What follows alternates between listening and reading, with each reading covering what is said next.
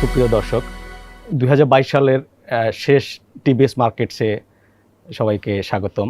আমরা 23 সালে পদার্পণ করতে যাচ্ছি।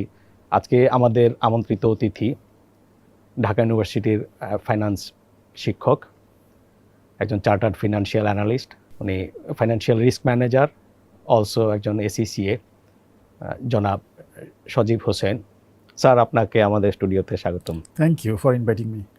স্যার, 22 সালের একটা অ্যানাটমি যদি আপনার কাছ থেকে আমরা পাই। আমাদের ক্যাপিটাল মার্কেট এই 22 সাল দিয়ে অনেক আপস অ্যান্ড ডাউন দিয়ে গেছে। সো এটা এমন না যে আমাদের মার্কেটে এটা হচ্ছে ইউনিক, পৃথিবীর সব দেশেই হচ্ছে মোটামুটি 22 সালটা ক্যাপিটাল মার্কেটের জন্য অনেক টাইট ছিল। সো আমাদের মার্কেটও তার ব্যতিক্রম না।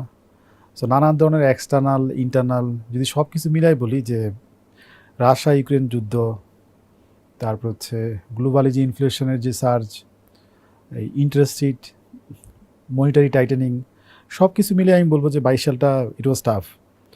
যেমন এটা ন্যাচারাল ছিল যে এর আগের 2 বছর মার্কেট অনেক বাড়ছে, গ্লোবালি সব দেশেই বাড়ছে।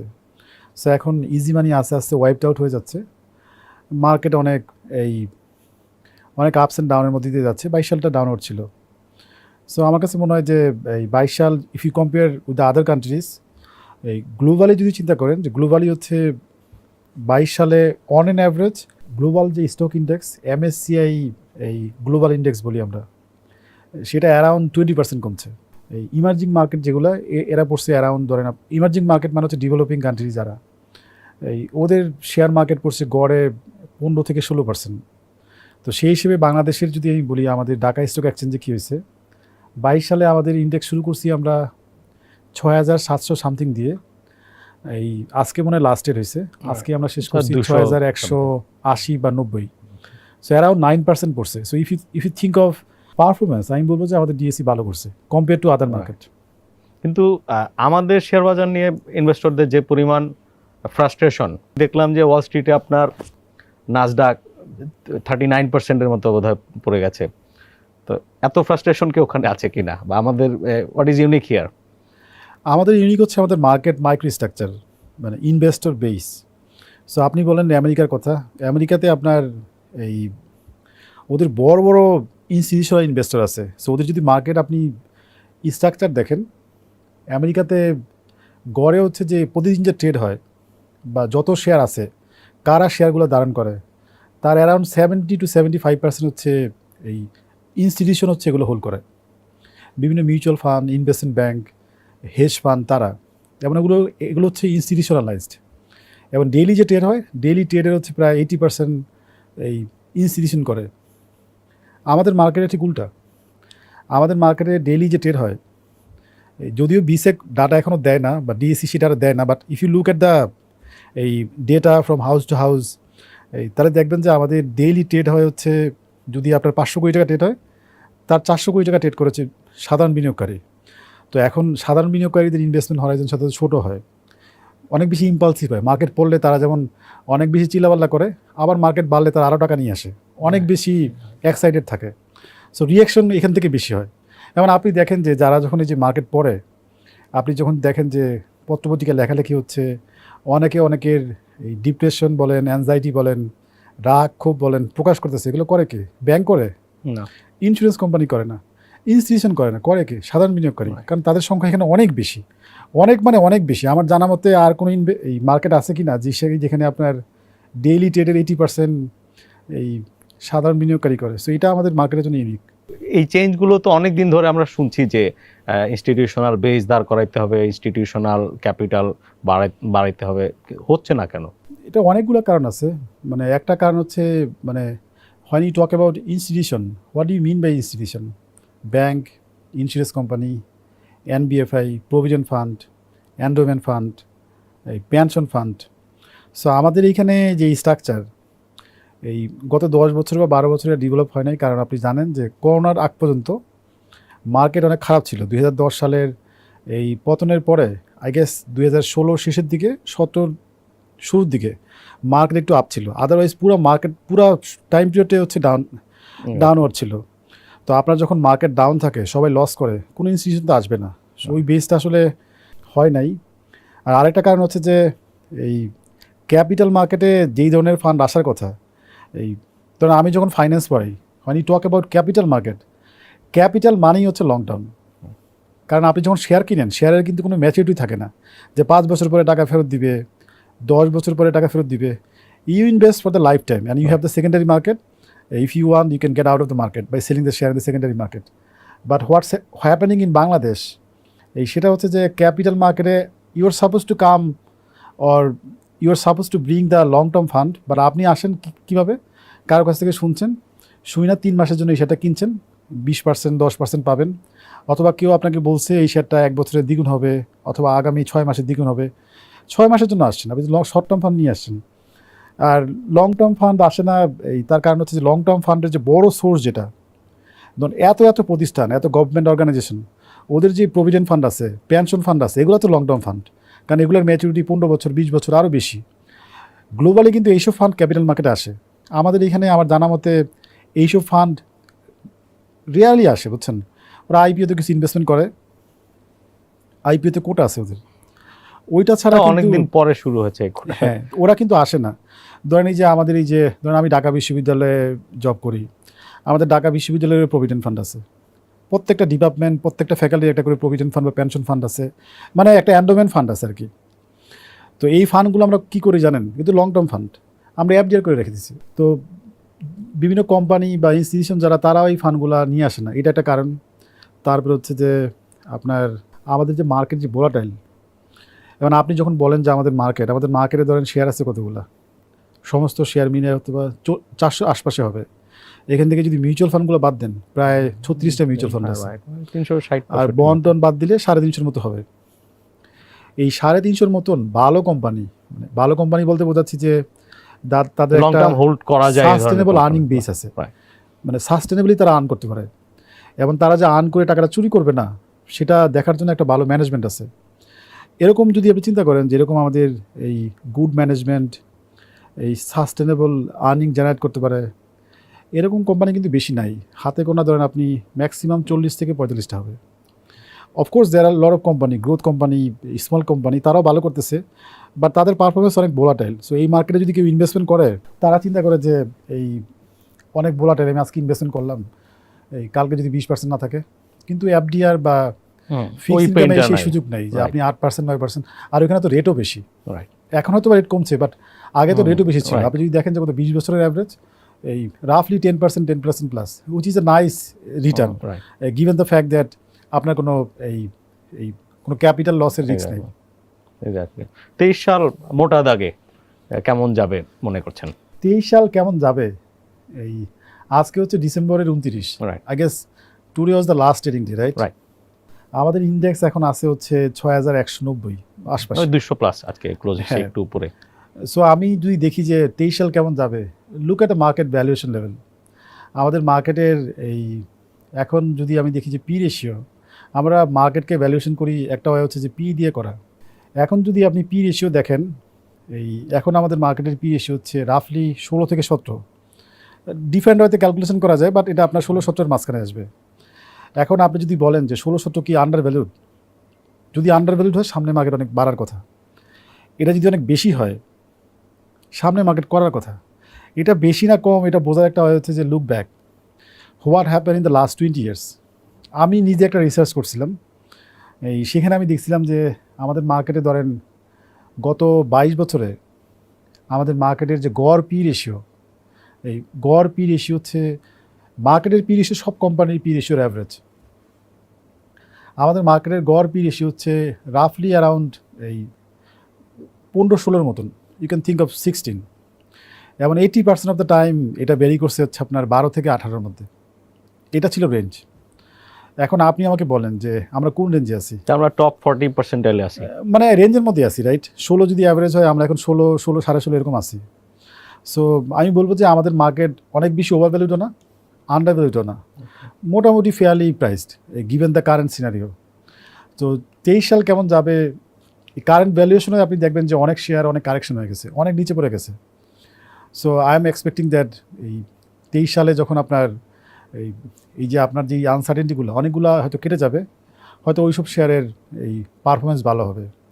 আবার এই 16 বা 16.5 পি রেশিওতে কিন্তু অনেক কোম্পানি আছে যারা ওভারভ্যালু, এরকম অনেক কোম্পানি আছে। I expect the correction in those stocks. So overall আমার এক্সপেকটেশন হচ্ছে যে 23 সাল কেমন হবে, এই আই গেস এই 22 সাল it we are not very proud of 2022, Right. But 2023 there are a lot of things that we'll know more. A part of the uncertainty will be gone. So I guess 2023 হচ্ছে, if you choose the stock in a right way, I think many people will make money and some also will lose money. তা আপনাকে যদি hypothetically 1 কোটি টাকার একটা fund দেওয়া হয়, আপনি কোনো ডিপ্লোমেসি না, একদম কিভাবে আপনি ফান্ডটা ইউটিলাইজ করবেন সো দ্যাট আমরা মিমিক করতে পারি আর কি আপনার থটসটা? আমাকে যদি টাকা দেন, এই অফকোর্স আমি কিন্তু মানে দুইটাই করি। ধরুন in my personal life I look at the fundamental, I also look at the short term market pattern. So combining both I make the investment. So এখন যদি আমাকে বলেন যে আমাকে কিছু টাকা দিবেন ইনভেস্ট করার জন্য, I know that there lot of stock যেগুলো হচ্ছে compare to their previous valuation এখন অনেক কমে আছে, ডেফিনেটলি আমি ইনভেস্টমেন্টে যাব। বাট আমি ফুল ইনভেস্টমেন্টে যাব না, মানে পুরো টাকাটাই হচ্ছে জানুয়ারি মাসের 1 তারিখ ইনভেস্ট করবো না। এই মেবি আই উইল ওয়েট, মানে কয়েকটা ইনস্টলমেন্ট ইনভেস্ট করবো, তো 20 লাখ 10 লাখ। এবং আমি মানে মন থেকে চাবো যে 20 ইনভেস্ট করার আগে এই ফ্লোর প্রাইস তোরে কিনা। কারণ হচ্ছে কি জানেন, যে অনেক ভালো শেয়ার আপনি কিনলেন, ভালো শেয়ার কেনার পরে যদি ফ্লোর উঠাই দেয়, মানে ফ্লোর যদি দিয়ে দেয়, ফ্লোর দেওয়ার মানে হচ্ছে যে একটা শেয়ার সার্টেন প্রাইসের নিচে নামতে পারবে না। তো এর ফলে যেটা হয়েছে যে ওই প্রাইসের নিচে যদি সেলার থাকে, বায়ার থাকে, ন্যাচারালি তার একটা ট্রেড হওয়ার কথা।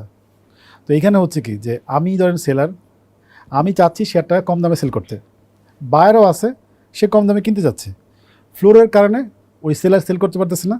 আর আমি যদি জানি যে শেয়ারটা সে কম দামে সেল করবে, আমি ওই যে হাই প্রাইসে কিনবো না, তো হচ্ছে কি মার্কেট ইলিকুইড হয়ে যাচ্ছে।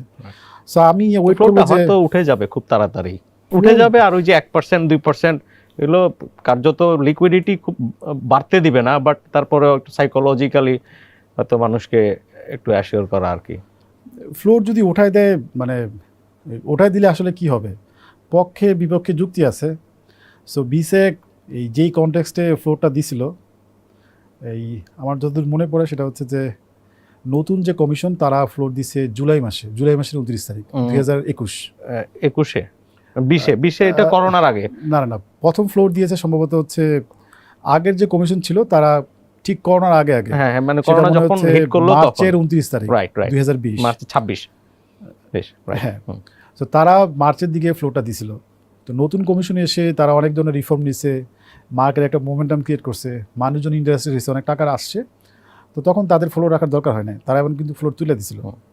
এই 2021-এর দিকে ফ্লোর তুলে দিছে, নতুন করে তারা আবার ফ্লোর দিছে 22 জুলাই মাসে। তার প্রিটেক্সট ছিল এরকম যে রাশিয়া ইউক্রেন যুদ্ধ, এই energy price skyrocketing, interest rate বাড়তেছে, আমাদের ডলারের বা রিজার্ভের একটা ক্রাইসিস বা একটা শর্টেজ তৈরি হয়েছিল, সব কিছু মিলে মানুষ প্যানিক ছিল। এবং ওই সময় মনে আরেকটা ঘটনা করতেছিল যে শ্রীলঙ্কা মনে অ্যাজ এ কান্ট্রি অনেক রকমের প্যানিক একসাথে এসেছিল, আমাদের এনার্জি অস্টারিটি আসছে, ফুয়েল প্রাইস বাড়তে যাচ্ছিল, সব আমরা কনটেক্সটটা মোটামুটি ডিটেলসে না যাই। ধর ফ্লোট আমরা এখন যে রেগুলেটরি আপডেট হচ্ছে যে ফ্লোটটা তুলে দিয়ে ম্যাক্সিমাম হয়তো কয়েক ফেজে করা হবে এটা, আর ওই একটু একটু করে নিচে মানে আপনার ডাউনওয়ার্ড সার্কিটটা প্রথমে খুব ন্যারো থাকবে, আস্তে আস্তে অ্যাডজাস্ট করে নেওয়া হবে যে মার্কেট অ্যাবজর্ব করে নেবে এগুলো।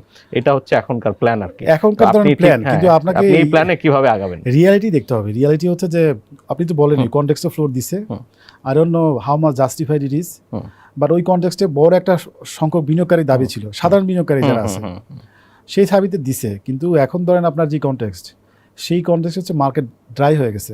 আপনি দেখেন যে ট্রেড অনেক কমে গেছে, যেখানে আমাদের ট্রেড হচ্ছে 1500-1600 কোটি টাকা, এখন মার্কেটের একদম পিকে কিন্তু একদিন 2800 কোটি টাকা ট্রেড হয়েছিল, সেই ট্রেড এখন 200 কোটি টাকা নিচে নেমে আসছে।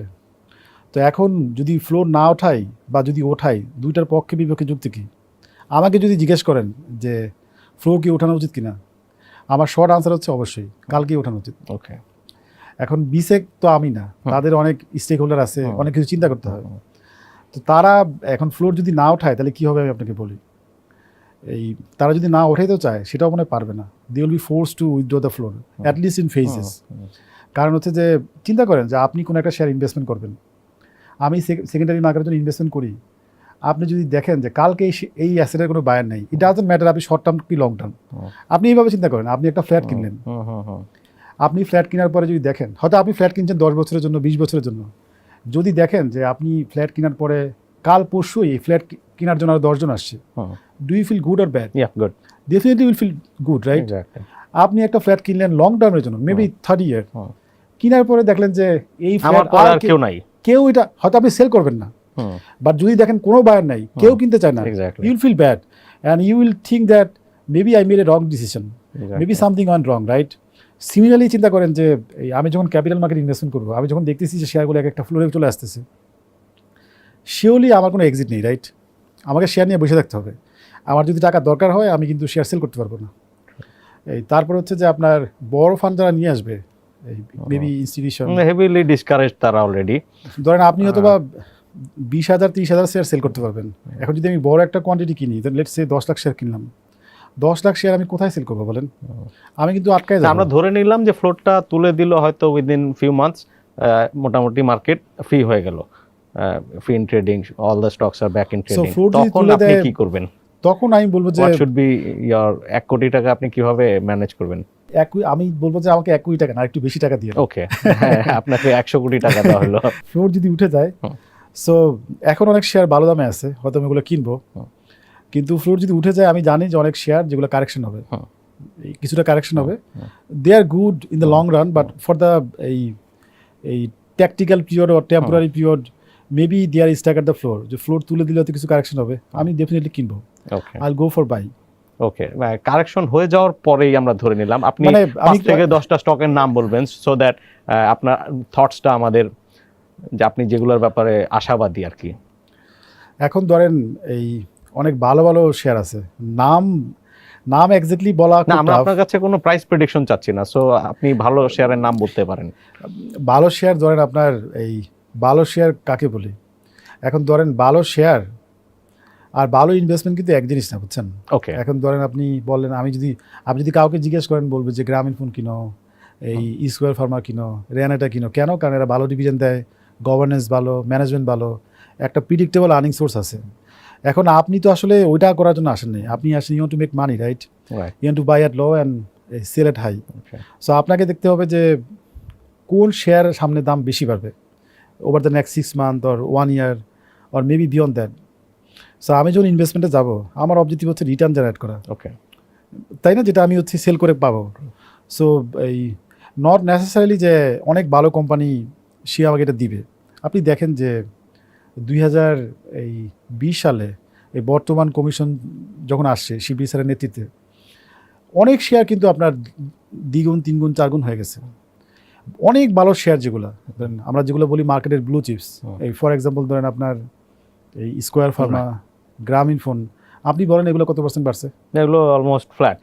এগুলো কিন্তু ধরেন আপনার একদম মার্কেটের সবচেয়ে এই পিক টাইমে কিন্তু 20% 25% এরকম বাড়ছে। আবার যখন পড়ছে এরা কিন্তু পরেও নাই বেশি, রাইট? এরা কিন্তু বেশি পরেও নাই, এখন পরে না, কারণ ফ্লোরে আটকায় আছে। এবং আমি দেখবো যে কোনটার সম্ভাবনা বেশি আছে। ধরেন আপনার গ্লোবালে যদি দেখেন যে গ্রোথ স্টক যেগুলো আছে, এগুলো ধরেন মার্কেট যদি ভালো করে ওরা বেশি ভালো করে।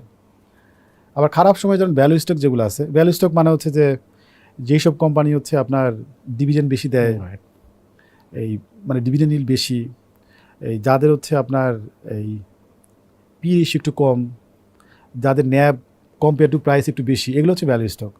আর গ্রোথ স্টক হচ্ছে যেগুলো মোটামুটি আপনার এই P ratio high, growth potential অনেক হাই, তো ওইসব শেয়ার বাড়েও তাড়াতাড়ি, কমেও তাড়াতাড়ি।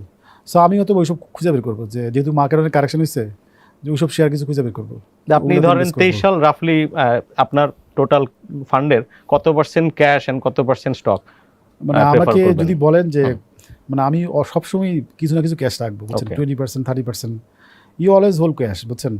ইট might not be giving you yield or return এই in a tangible way, but if you have the cash and you make a mistake, like you bought a share at 100, কেনার পরে দেখলেন যে শেয়ারটা 80 টাকা চলে আসে, তখন কিন্তু আপনি অ্যাভারেজ করে এটাকে 90 টাকা নিয়ে আসতে পারবেন, রাইট? যদি পড়ে যায়, মার্কেট কারেকশন হয়, আর মার্কেট তো হচ্ছে আপনার there are lot of thing affecting the market. It doesn't matter আপনি how good you are, there are always things that you didn't expect, right right? Right. Here comes the আর randomness. হচ্ছে আমরা মোটামুটি cash and স্টকে আপনার এই যে প্রেফারেন্সটা বুঝতে পারলাম, অ্যান্ড স্টকে আপনি ধরেন সেক্টর অ্যান্ড কি অ্যালোকেশন করবেন? এখন ধরেন আমাদের যে মার্কেটে ধরেন আপনি যদি ভাগ করেন মার্কেটকে, ধরেন বিগ ক্যাপ যেগুলো বড় কোম্পানি, ধরেন আপনার Beximco limited, Grameenphone, Ruby, square, Walton, এগুলোকে আপনি একটা ক্লাস করতে পারেন। মিড ক্যাপ মাঝারি সাইজের কোম্পানি, এই যেগুলো খুব বেশি বড়ও না, গ্রামীণফোন বা ওয়ালটনের মতন, আবার ছোটও না।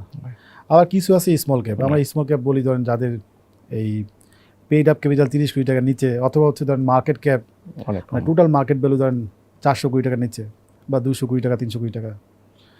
তো এখন আপনার মানে আপনি যদি ইনভেস্ট করেন, এই you want to diversify, right? You don't know which one is going to perform better, right? অনেক সময় দেখবেন যে আপনার বিগ ক্যাপ অনেক ভালো করে, কখনো স্মল ক্যাপ সাধারণত আপনার এই যে খারাপ মার্কেটে ভালো করে, ভালো মার্কেটে দেখবেন যে বিগ ক্যাপ ভালো করে।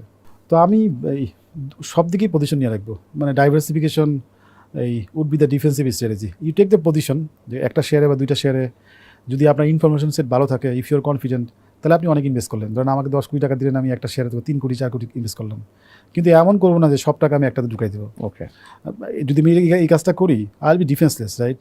Right I will be at the mercy of market. Right. So ওই সময় মানে আমাদের বিনিয়োগকারীদেরও আসলে যখন তারা ইনভেস্টমেন্ট করে, এই অনেক সময় যেটা হয় যে কোন একটা কোম্পানির ইনফরমেশন আপনি শুনছেন, অথবা আপনি শুনছেন যে এই কোম্পানির এই কোনো মার্জার হবে, অথবা হচ্ছে বোর্ড চেঞ্জ করবে, অথবা হচ্ছে এই কোম্পানি বড় ধরনের স্টক ডিভিডেন্ড দিবে বা রাইট শেয়ার দিবে, তো শুই না আপনার সব টাকা ইনভেস্ট করে ফেলে। এই সো ওইটা যদি করে, তাহলে যেটা হয়, they are taking too much risk. হয়তো ইনভেস্টমেন্ট করেন, বেশি করেন, কিন্তু সব টাকা এক জায়গায় ইনভেস্টমেন্ট করবো বা একদম এই দুইটাতে ইনভেস্টমেন্ট করবো, তো এটা আপনি পরামর্শ দিচ্ছেন diversification and step by step ইনভেস্টমেন্টের। হ্যাঁ, আমার পরামর্শ হচ্ছে যে এই মার্কেট ইজ র্যান্ডম, এবং হচ্ছে এই যে আপনার এই ফাইন্যান্সের যে আমরা যাকে বলি যে Eugene Pharma, father of finance, তাকেও যদি আপনি আয়না দেন, সেও বলতে পারবে না যে এই হয়তো বা কাল বসু বলতে পারবে এই 6 মান্থস ডাউন দ্য লাইন কী হবে। Okay, nobody knows it, right? আপনি বলেন রাশিয়া ইউক্রেন যুদ্ধ, রাইট, তারপর কয়জন জানতো? Black swan chapters. হ্যাঁ, আপনি তো জানেন না। So you always keep the provision for risk, right? এই and how do you manage it? You diversify, right?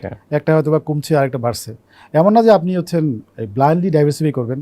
হয়তো আপনি সবগুলোই করছেন, এইগুলোর মধ্যে আপনার মনে হয়েছে যে এই 6টা বা 7টা স্টক করা যায়, এই হয়তো ওগুলো আপনি ডাইভার্সিফাই করলেন। এখন ডাইভার্সিফাই করতে পারেন, আমি যেটা বললাম যে বড়, মাঝারি, ছোটো শেয়ারে, আবার সেক্টর ওয়াইজও করতে পারেন, ফাইন্যান্সিয়াল, ম্যানুফ্যাকচারিং, আবার আমাদের ডিএসসি তো ইন্ডাস্ট্রিও দিয়ে দেয়, এই যে bank, NBFI, pharmaceutical, textile, sector ওয়াইজও করতে পারেন।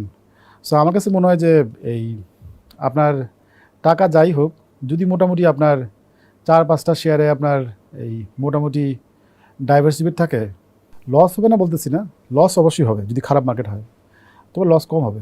আপনি এক্সপেক্ট করতেছেন 23-এর সেকেন্ড হাফ মার্কেট কেমন, মানে মার্কেটের ইন্ডেক্স বা এগুলো কি ফোরকাস্ট করছেন?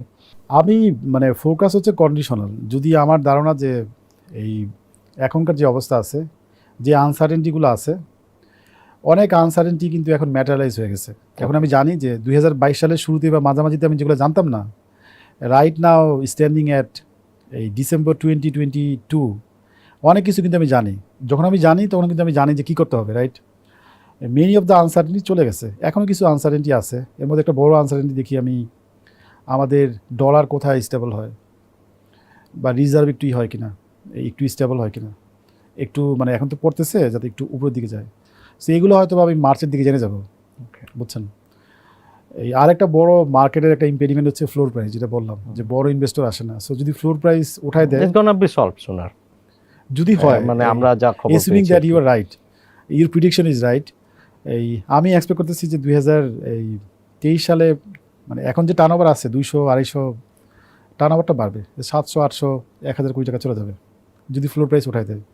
কিছু ব্লিডিং হবে, এই ব্লিডিংয়ের পরে আমার ধারণা এই মার্কেট আবার তার ন্যাচারাল রিদম ফিরে পাবে। তো সেই ক্ষেত্রে আপনার এই মার্কেট বাড়বে কমবে, it's really tough to predict. Invested থাকতে হবে আফটার একটা ভালো ক্রিয়েটিভ প্রাইসে কিনলে অ্যান্ড অবশ্যই ক্যাশ অ্যান্ড স্টকের কম্বিনেশনে। রাইট। মানি মার্কেট কি হতে যাচ্ছে সামনে? আপনি যদি দেখেন যে মানে যখনই বাবল হয়, এবং বাবল যখন কলাপস করে, দুইটাই হচ্ছে ডিরেক্টলি ইনডিরেক্টলি মানি মার্কেট থেকে আসে। আমি আপনাকে উদাহরণ দিই, আমাদের 2020 সালে যখন এই মার্কেট উঠতেছিল, তখন আমাদের মানি মার্কেট অনেক বেশি ছিল, মানে অনেক লুজ ছিল। ইন্টারেস্ট রেট কত ছিল জানেন? আপনার কল মানি রেট বা 91 ডে ট্রেজারি, এটা ছিল 1%-এর নিচে। এখন কিন্তু মানি মার্কেট অনেক টাফ হয়ে গেছে, অনেক টাইট। মানে মানি মার্কেট টাইট হচ্ছে, ওয়ার্ল্ড ওয়াইডই হচ্ছে। আপনি দেখেন যে মানি মার্কেট এখন এই ইন্টারেস্ট রেট 1% যেটা ছিল, এখন 6%, 7% হয়ে গেছে। এখন দেখেন সেটা ইম্প্যাক্ট কিন্তু আপনার ক্যাপিটাল মার্কেটে আসছে। Exactly.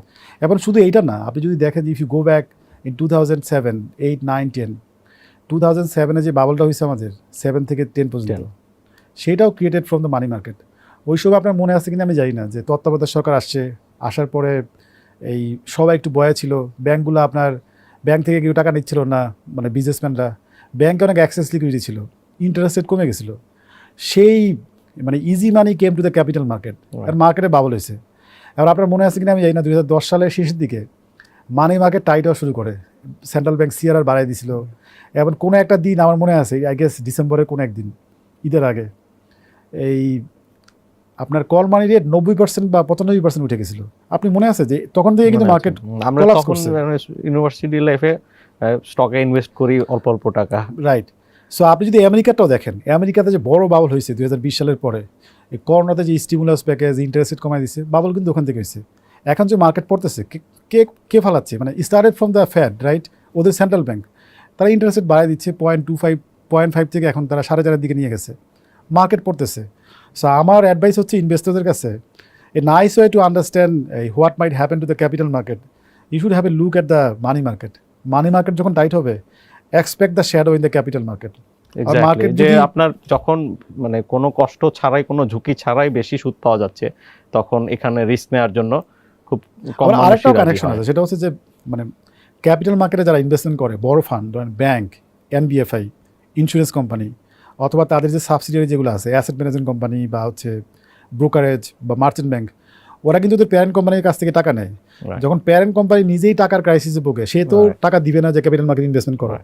সে যখন টাকার ক্রাইসিসে ভুগবে, সে কি উল্টো করবে? ফান্ড পুল করে তারা। রাইট, তখন সেল করে ফান্ড পুল করে নিয়ে যাবে, এবং তার ইম্প্যাক্ট আপনি ক্যাপিটাল মার্কেটে দেখবেন। সো আমি বলবো যে 2023 কেমন হবে, যেটা আপনার কোশ্চেন ছিল, যেটা কেমন হবে, এই part of what might happen এই will come from the money market. Money market যতটা টাইট আছে, যদি ইজি হয়ে যায়, যদি বোঝেন যে মানি মার্কেট একটু ইজি হয়ে যাচ্ছে, এক্সপেক্ট দ্যাট এটা একটা পজিটিভ ইম্প্যাক্ট মার্কেটে পড়বে। দ্যাটস ওয়াই আমরা এখন বুঝতে পারলাম কেন আপনি স্টকের পাশাপাশি হাতে ক্যাশ রাখার কথা বলছেন। রাইট। সো আপনাকে অসংখ্য ধন্যবাদ স্যার। আমরা আগামী বছরের মাঝামাঝি কোনো এক সময় আপনার কাছ থেকে আবার পরবর্তী আউটলুক শুনবো আশা করি। Thank you the business standard for inviting me. দর্শক, সজীব স্যার উনি একজন স্কলার। উনি আমাদের 23 সালের একটা সম্ভাব্য চিত্র বললেন, এবং ওনাকে যদি ফান্ড ম্যানেজমেন্ট করতে দেওয়া হয়, উনি ক্যাশ অ্যান্ড স্টকের কম্বিনেশনে থাকবেন, এবং বিভিন্ন ওয়েতে ওনার স্টক পোর্টফোলিওটাও ডাইভার্সিফাই করবেন। প্রচুর কশন আছে যেগুলো আমাদেরও রাখতে হবে। নতুন বছরের আগাম শুভেচ্ছা। পরবর্তী পর্ব দেখার আমন্ত্রণ জানিয়ে বিদায় নিচ্ছি।